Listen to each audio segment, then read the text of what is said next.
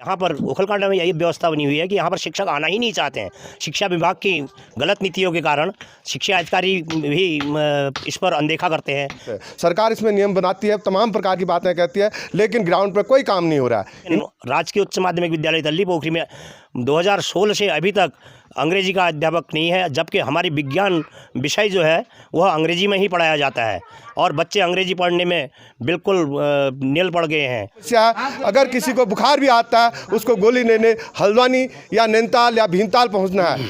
कि पहाड़ों से अक्सर पलायन क्यों हो रहा है और यहाँ पर क्या क्या असुविधाएं हैं अभी? ये विकासखंड ओखलकांडा की सबसे मूलभूत जो समस्या है शिक्षा को लेके है। यहाँ पर कई वर्षों से विद्यालयों में स्टाफ की नियुक्ति नहीं होती है। जो भी होते हैं तो सुदूरवर्ती जहाँ पर उन्हें सुगम व्यवस्थाएं मिलती हैं वहाँ होती हैं, लेकिन हमारे इलाकों में जैसे मटेला, पोखरी, डालकंडिया इत्यादि जहाँ भी माध्यमिक विद्यालय हैं या उच्च माध्यमिक विद्यालय हैं या प्राथमिक विद्यालय हैं, यहाँ पर स्टाफ की बहुत कमी रहती है। इसलिए लोग यहाँ से पलायन करते हैं, क्योंकि यहाँ पर रोज़गार तो आदमी दिन भर कर लेता है, लेकिन बच्चों की जो पढ़ाई है उसको नहीं करवा पाता है, क्योंकि अभिभावक जो है वो अनपढ़ रहते हैं, जो शिक्षकों पर पूर्णतः निर्भर रहते हैं। लेकिन यहाँ पर ओखलकांडा में यही व्यवस्था बनी हुई है कि यहाँ पर शिक्षक आना ही नहीं चाहते हैं। शिक्षा विभाग की गलत नीतियों के कारण शिक्षा अधिकारी भी इस पर अनदेखा करते हैं। कई बार हम लोगों ने आंदोलन भी किए हैं, लेकिन फिर भी हमारी कोई नहीं सुनता है। 1905 हेल्पलाइन, CM हेल्पलाइन पर भी हमने कंप्लेंट की, लेकिन वहाँ से हर बार जो है आश्वासन रूप से आता है।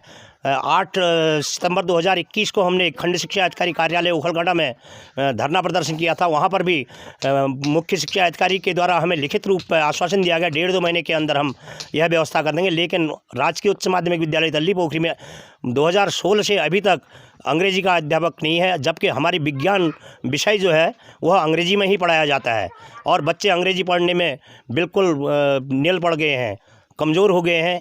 जबकि आजकल कंप्यूटर भी अंग्रेजी में है, हर कोई कहीं भी कोई फ्लैक्स भी देखो तो वो भी अंग्रेजी में आती है, हर कोई पैटर्न जो है अंग्रेजी का आता है और हमारे पास अभी तक अंग्रेजी का अध्यापक नहीं है। जो पहाड़ों से पलायन हो रहे हैं, इसके जो मुख्य कारण है वो क्या है? इसके बहुत सारे कारण हैं। जैसे हमारी खेती योग्य भूमि है, उसका सिंचाई के लिए जो बात कही वो एक बहुत बड़ी बात है, सिंचाई होनी चाहिए। दूसरा, जंगली जानवरों से जो खतरा बना है, बंदर, सुअर आदि प्रकार के, इनसे जहाँ भी हमारा क्षेत्रीय व्यक्ति अगर उसमें काम कर रहा है तो वह एक रात में आकर जंगली जानवर चौपट कर जाते हैं। इस पर भी सरकार को ध्यान देने की ज़रूरत है। सरकार इसमें नियम बनाती है, तमाम प्रकार की बातें कहती है, लेकिन ग्राउंड पर कोई काम नहीं हो रहा है। इन कामों पर ध्यान देना चाहिए। अगर पहाड़ों का पलायन रोकना है, पहाड़ों में यहाँ पर लोगों को आगे बढ़ाने की कोशिश करनी है, तो कृषि योग्य भूमि को उनमें सिंचाई के साधन उपलब्ध कराए जाएं, साथ ही नए प्रकार की आधुनिक खेतियों पर जोर दिया जाए, जिससे कि क्षेत्र की जनता यहाँ पर रहे और यहाँ पर काम करे। दुधारू पशुओं के लिए काम किया जाए और लोगों को अधिक से अधिक सही नस्ल के दुधारू पशु दिए जाएँ और उनको उसके प्रोत्साहित भी किया जाए उनके पालन के लिए।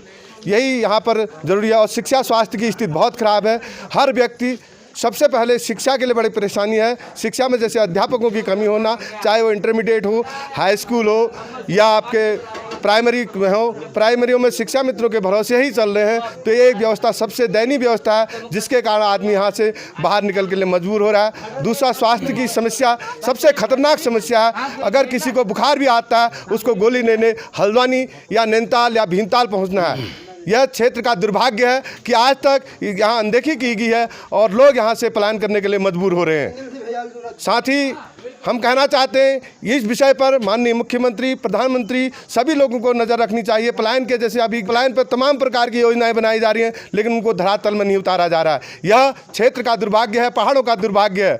पहाड़ों में सारी सुख सुविधाएँ हैं, लेकिन उनको बनाने का ज़रूरत है, उनको बनाया नहीं जा रहा है। सरकारें सिर्फ घोषणाएँ करती हैं और फिर चुनाव के मुद्दे बनते हैं। चुनाव आएगा, पलायन पर बात होगी, चुनाव जैसे खत्म होंगे, पलायन के मुद्दे खत्म हो जाते हैं।